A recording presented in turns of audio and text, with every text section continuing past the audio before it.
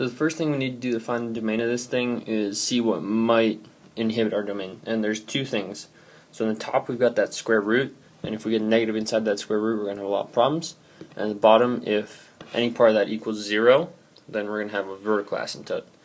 So let's start with the bottom first. So it's going to look like this, x plus 9, x plus 2 in factored form, and that's going to give us factors of negative 2 and negative 9. So those are places where we cannot have an x value if we want to get a y value out.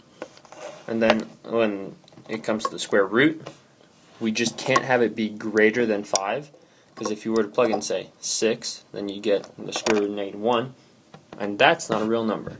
So what our domain is going to end up looking like is negative infinity to negative 9, union with negative 9 to negative 2, and then union with there, all the way from negative 2 to 5. And then we have a square bracket on the end because you can have 5 as a point. You'll just get 0. And that kind of brings us to our next point, which is the x-intercepts. And then that'll just be always dependent on the top. And in this case, there's only one, because there's only one way you can make that go to the top. And that's by plugging in x equals 5. And that'll give you an x-intercept.